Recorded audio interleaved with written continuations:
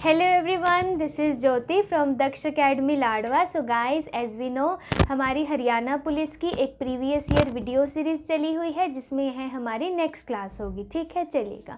इस क्लास में हम जो है केमिस्ट्री से रिलेटेड, रसायन विज्ञान से संबंधित धातु और अधातु उनके जितने भी इम्पोर्टेंट क्वेश्चंस हैं, जितने भी वन लाइनर के फॉर्म में, हम जो है सभी यहाँ पर कवर करेंगे। ठीक है, चलेगा। सबसे पहला क्वेश्चन आता है, सबसे हल्का तत्व मतलब कि लाइटेस्ट एलिमेंट, सबसे हल्का तत्व अधातु जो किसमें आती है, सबसे लाइटेस्ट नॉन मेटल, सबसे लाइटेस्ट नॉन मेटल एलिमेंट कौन सा है, तो नाम याद रखेंगे, कौन सा हो जाएगा, हाइड्रोजन। ठीक है, क्या हो जाएगा, हाइड्रोजन। और हाइड्रोजन से याद रखना, इसकी डिस्कवरी किसने करी थी, तो कैवेंडिश ने करी थी। हाइड्रोजन की डिस्कवरी कैवेंडिश ने करी थी। हाइड्रोजन को कहा जाता है भविष्य का ईंधन और इसको कहा जाता है आवारा तत्व। मैंने लास्ट क्लास में लिखवाया था इसके बारे में, तो इसको लिख लेंगे। हाइड्रोजन की डिस्कवरी करी थी कैवेंडिश ने। इसके बाद हाइड्रोजन को कहा जाता है भविष्य का ईंधन या फिर फ्यूचर फ्यूल, और एक इसको कहा जाता है आवारा तत्व। ठीक है, वैसे जो हाइड्रोजन है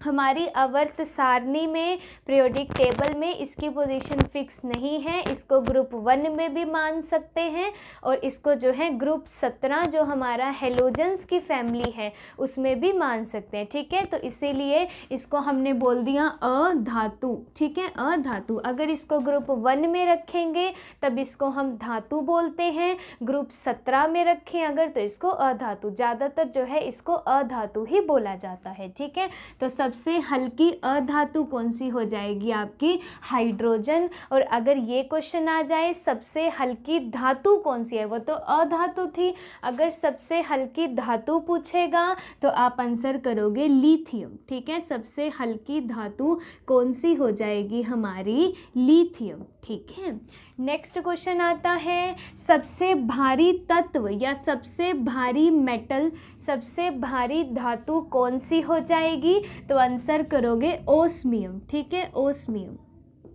यकीन मानिए, ओस्मियम, ओस्मियम। यकीन मानिए ये क्वेश्चन ऐसे हैं जो वन लाइनर की फॉर्म में आते हैं और आपको एज इट इज़ जो है इनको याद रखना है। ठीक है, काफ़ी इंपॉर्टेंट सेशन है।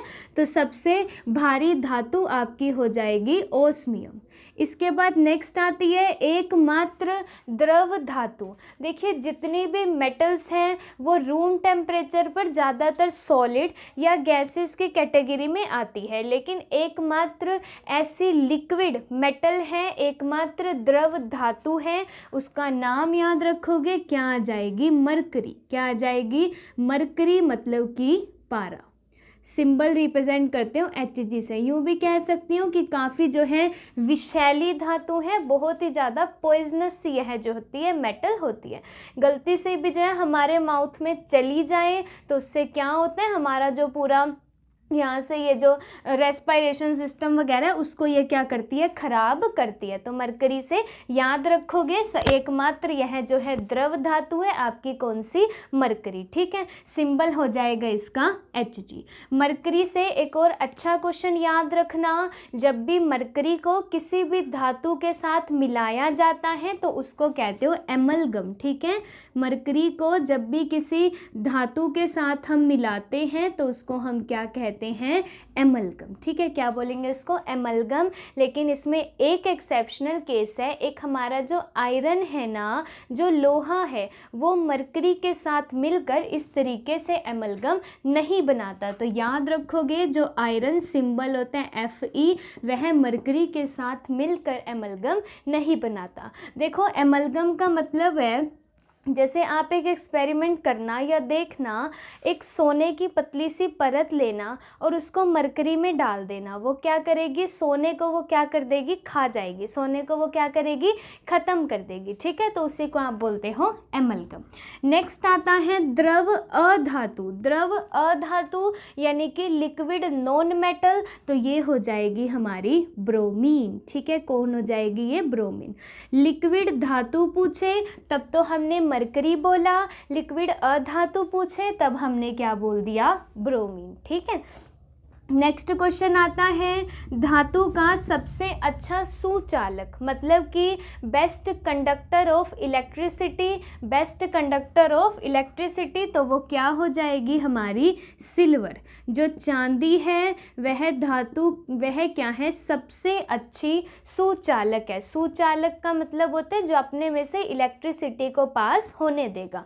तो सबसे अच्छी सुचालक धातु कौन सी हो जाएगी आपकी, सिल्वर। और दूसरे नंबर पर पूछे, क्योंकि हर जगह तो सिल्वर यूज़ नहीं करेंगे, बड़ी महंगी है, तो दूसरे नंबर पर आ जाएगी आपकी कॉपर, मतलब कि तांबा। ठीक है, कॉपर आपका तांबा याद रखोगे। यहाँ से दूसरा सबसे अच्छा सुचालक हो जाता है हमारा कॉपर। ठीक है, नेक्स्ट आता है हड्डियों और दांतों में कौन सा तत्व पाया जाता है। तो हमें पता है कौन सा एलिमेंट, कौन सा तत्व हो जाएगा, या कौन सी धातु मैं बोल दूं तो हो जाएगी कैल्शियम।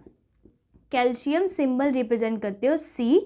ठीक है, मैंने आपको एक क्लास में बताया था कि जो बोन्स वगैरह हैं, हड्डियां हैं, वो किससे मिलकर बनी होती हैं, तो कैल्शियम फॉस्फेट से जो है मिलकर बनी होती है। ठीक है, नेक्स्ट क्वेश्चन आता है सबसे अच्छा अधात्विक चालक। अब देखो, अगर मैं बात करती हूँ नॉन मेटल की, वैसे जितनी अधातु होती हैं जनरली वो अच्छी कंडक्टर या अच्छी चालक नहीं होती, लेकिन यहाँ से एक्सेप्शनल आप याद रखोगे कि सबसे अच्छी अधात्विक चालक कौन सी हो जाएगी, तो कार्बन का एलोट्रोप, कार्बन का एक अपरूप है आपका ग्रेफाइट। ठीक है, कार्बन का अपरूप है ग्रेफाइट, और यही ग्रेफाइट आपकी क्या होती है, सबसे अच्छी नॉन मेटल कंडक्टर, यानी कि अधात्विक चालक। ग्रेफाइट है क्या, यह जो है, जैसे देखो हमारा कार्बन है, अब कार्बन तो धातु है। अच्छा, कार्बन से पहले एक क्वेश्चन याद रखना कि इस यूनिवर्स में या सबसे ज़्यादा तत्व, सबसे ज़्यादा यौगिक या फिर कंपाउंड किस चीज़ के पाए जाते हैं, तो आपके कार्बन के जो हैं पाए जाते हैं। अब कार्बन से दो क्वेश्चन हमने याद रखे, कार्बन के दो अपरूप हैं या फिर एलोट्रोप हैं, एक तो आपका हो गया ग्रेफाइट और एक हो जाता है हीरा, यानी कि डायमंड। हीरा से याद रखना, डायमंड से यह जो है सबसे कठोर तत्व है, या सबसे कठोर पदार्थ कौन सा है इस दुनिया में, सबसे कठोर पदार्थ कौन सा है, तो आपका आ जाएगा हीरा। ठीक है, क्या आ जाएगा, डायमंड आ जाएगा, सबसे कठोर पदार्थ। देखो क्वेश्चन में डिफरेंस समझो, और अगर बोले सबसे कठोर धातु, है ना, अगर बोले सबसे कठोर धातु तब आप आंसर करोगे प्लेटिनम। तब क्या आंसर करेंगे हम, प्लेटिनम, प्लेटिनम। अगर बोले सबसे कठोर तत्व या सबसे कठोर पदार्थ, तब तो हम बोलेंगे हीरा, डायमंड। और अगर बोले सबसे कठोर धातु तो हम क्या आंसर करेंगे यहाँ से, प्लेटिनम। ठीक है, और ग्रेफाइट से आप एक अच्छा क्वेश्चन याद रखना, जैसे जो पेंसिल होती है, पेंसिल की जो लिड होती है, उसका जो सिक्का होता है, पेंसिल लिड में आपका क्या यूज़ होता है, तो हमारा आ जाएगा पेंसिल के सिक्के में आपका क्या आ जाता है, ग्रेफाइट। ठीक है, और हीरे से याद रखना, देखो वैसे जो कार्बन है वो अधातु है, और हमें पता है अधातुओं में चमक वगैरह नहीं होती, लेकिन कार्बन का अपरूप है हीरा। हीरे में चमक का कारण क्या है, जो हीरा इतना चमकता है, तो आ जाएगा टोटल इंटरनल रिफ्लेक्शन या फिर पूर्ण आंतरिक परावर्तन। याद रखना, हीरे में चमक का क्या कारण है, तो आ जाएगा TIR। TIR की आपको फुल फॉर्म याद रखनी है, TIR की फुल फॉर्म हो जाएगी टोटल इंटरनल रिफ्लेक्शन, मतलब कि हिंदी में अगर मैं बोलूँ तो पूर्ण आंतरिक परावर्तन। हीरे में चमक का कारण पूर्ण आंतरिक परावर्तन। ठीक है, अब आपको कमेंट सेक्शन में TIR के और भी आपको एग्जांपल्स बताने हैं। एक तो मैंने आपको जैसे बताया हीरे में चमक का कारण आपका पूर्ण आंतरिक परावर्तन, आपको और भी प्रिंसिपल्स और भी एग्जांपल्स बताने हैं कि TIR का और भी क्या क्या होता है। ठीक है, नेक्स्ट क्वेश्चन आता है, काफ़ी इंपॉर्टेंट क्वेश्चन है, कि सबसे अधिक तन्य व आघात वर्धनीय धातु कौन सी है। सबसे ज़्यादा मतलब इस तरीके से डक्टाइल या फिर मेलेबल, जिसको आप पीट पीट के कितनी लंबी वायर बना सकते हो, तो क्या आ जाएगी हमारा सोना या फिर गोल्ड। तो सबसे ज़्यादा तन्य व आघात वर्धनीय धातु कौन सी हो जाएगी, तो आपका आ जाएगा सोना। ठीक है, नेक्स्ट क्वेश्चन आता है सबसे अधिक क्रियाशील धातु। काफ़ी इंपॉर्टेंट क्वेश्चन है, कई बार एग्जाम में पूछा है। तो सबसे अधिक क्रियाशील धातु आपकी हो जाती है फ्रेंशियम। याद रखेंगे क्या आंसर आ जाएगा, फ्रेंशियम। फ्रेंशियम क्या हो जाती है, सबसे अधिक क्रियाशील धातु हो जाती है। अच्छा, हमने फ्रेंशियम तो याद रखा ही, इसके साथ ही आप दो नाम और याद रखना, एक तो आपका सोडियम और एक आपका पोटाशियम। यह दोनों भी क्या हैं, बहुत ही ज़्यादा क्रियाशील धातु हैं। कौन कौन सी मैंने बोली यहाँ पर, आपका एक तो हो जाएगा सोडियम और एक हो जाएगा आपका पोटाशियम। ठीक है, सोडियम से याद रखना और पोटाशियम दोनों जो हैं, अगर इसको आप हवा में खुला छोड़ देते हो तो यह क्या करता है, एकदम से आग पकड़ लेता है। पानी में डिप करते हो वहाँ भी ये क्या करता है, रिएक्टिविटी बहुत ज़्यादा शो करता है। इसीलिए इनको जो है केरोसिन तेल में, केरोसिन ऑयल में जो है इसको डुबो कर रखा जाता है। तो याद रखेंगे सोडियम और पोटाशियम ये भी क्या है, बहुत ही ज़्यादा रिएक्टिव मेटल है, यानी कि क्रियाशील धातु है। ठीक है, और एक आंसर हो जाएगा हमारा फ्रेंशियम। ठीक है, नेक्स्ट आता है सबसे अधिक क्रियाशील अधातु। अगर अधातु की बात करते हैं, सबसे ज़्यादा जो रिएक्टिव नॉन मेटल है, तब आप आंसर कर दोगे फ्लोरीन। क्या आंसर करेंगे यहाँ से हम, फ्लोरीन।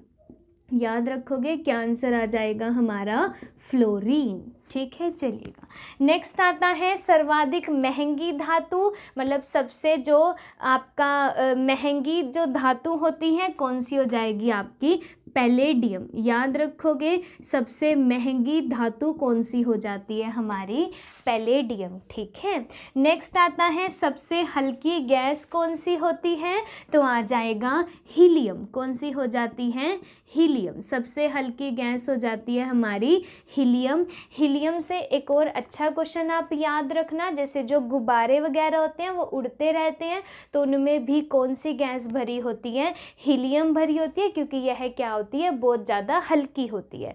और यहाँ से हीलियम से एक और क्वेश्चन याद रखना, जो भी ऑक्सीजन सिलेंडर वगैरह होते हैं या हॉस्पिटल्स में जो भी सिलेंडर होते हैं, उसमें ऑक्सीजन के साथ कौन सी गैस होती है, तो आपका आ जाएगा हीलियम। क्यों होती है, क्योंकि जो हीलियम है ना, हमारे हीमोग्लोबिन में जो ऑक्सीजन की घुलने की क्षमता है उसको यह क्या करती है, बढ़ा देती है। ठीक है, हमारे ब्लड में हीमोग्लोबिन में ऑक्सीजन के घुलने की क्षमता को जो हीलियम है वह क्या करती है, बढ़ा देती है। इसीलिए जो भी सिलेंडर वगैरह होते हैं हॉस्पिटल्स में, उसमें क्या भरी होती है, ऑक्सीजन के साथ आपकी हीलियम भरी होती है। ये तो हमने बता दिया कौन बढ़ा देती है। बाकी एक कार्बन मोनोऑक्साइड होती है जो हीमोग्लोबिन के साथ ऑक्सीजन के घुलने की कैपेसिटी को बिल्कुल ही क्या कर देती है, ख़त्म कर देती है। तो याद रखना कार्बन मोनोऑक्साइड बहुत ही ज़्यादा पॉइजनस गैस है। कार्बन मोनोऑक्साइड ऑक्सीजन के घुलने की जो क्षमता है हीमोग्लोबिन के साथ उसको बिल्कुल ही ख़त्म कर देती हैं। खुद जो है हीमोग्लोबिन के साथ जाके घुल जाती हैं और क्या बना देती है, कार्बोक्सिल हीमोग्लोबिन। क्या बना देती हैं, कार्बोक्सिल हीमोग्लोबिन जो है बना देती है, कार्बोक्सिल हीमोग्लोबिन। देखिए जो भी बोलती हूँ साथ साथ लिखते चलिएगा, जितने भी ये बोलते बोलते एक्स्ट्रा पॉइंट याद आते हैं ये किसी ना किसी पेपर में आए हुए क्वेश्चंस होते हैं, तो आप इन सबको नोट करते चलिएगा। तो ये जो कार्बोक्सिल हीमोग्लोबिन है हमारा, जैसे मान लो ये क्वेश्चन ऐसे आया था कि एक बंद कमरे में अंगीठी जलाकर क्यों नहीं सोना चाहिए, क्योंकि उससे कॉन्टिन्यूसली कार्बन मोनोऑक्साइड गैस निकलती रहती हैं, जो ऑक्सीजन की हमारी हीमोग्लोबिन के साथ जुड़ने की क्षमता होगी उसको बिल्कुल ही क्या कर देगी, ख़त्म कर देगी। ठीक है, चलिएगा नेक्स्ट आता है सबसे उच्चतम गलनांक। यानी कि हाईएस्ट मेल्टिंग पॉइंट। तो सबसे हाईएस्ट मेल्टिंग पॉइंट किस धातु का होता है? तो याद रखोगे जो टंगस्टन है ना, जो ये बल्ब वगैरह में होता है, किस में होता है? जो बल्ब में होता है, टंगस्टन आपका सबसे ज़्यादा गलनांक वाला धातु होता है कि एकदम से वो जो है फट ना जाए या बहुत ज़्यादा टेम्परेचर को वो बर्दाश्त कर सकता है आपका टंगस्टन। यहाँ से क्वेश्चन याद आया कि सबसे ज़्यादा गैसेस वाला ग्रुप कौन सा है? हमने ये बोला था ना सबसे हल्की गैस लिथियम। तो याद रखना सबसे ज़्यादा गैसेस वाला ग्रुप आपका कौन सा हो जाता है? Group number 18। कौन सा हो जाएगा? ग्रुप नंबर 18, जो 18 नंबर का हमारा वर्ग है, 18 नंबर का ग्रुप है, जिसको आप जो है ज़ीरो ग्रुप भी बोल देते हो या इसको आप जो है शून्य ग्रुप, शून्य वर्ग भी कह देते हो। यह क्या है? सबसे ज़्यादा गैसों वाला ग्रुप है। सबसे ज़्यादा गैसों वाला ग्रुप कौन सा है? तो आपका हो जाएगा ज़ीरो ग्रुप, शून्य ग्रुप या 18 ग्रुप, या इसको एक और नाम से जाना जाता है नोबल गैसेस का ग्रुप। मतलब कि अक्रिय धातु, जिसको किसी से कोई मतलब नहीं है, जिसका अपना बॉन्ड पूरा है और हम किसी से भी रिएक्ट नहीं करेंगे, तो कौन सी हो जाएंगी हमारी? नोबल गैसेस या फिर अक्रिय ग्रुप। कौन सा हो जाएगा? अक्रिय धातु वाला ग्रुप, सॉरी अक्रिय हमारी गैसेस। चलिए समझ में आ जाएगा। आई होप आपको क्लास अच्छी लगी हो, वीडियो अच्छी लगी हो तो लाइक, शेयर एंड कमेंट कीजिएगा। चैनल पर नए हैं तो सब्सक्राइब करना मत भूलिएगा and press the bell icon, ताकि सभी वीडियोस की नोटिफिकेशन टाइम टू टाइम मिलती रहे। Thank you, thanks for the watching.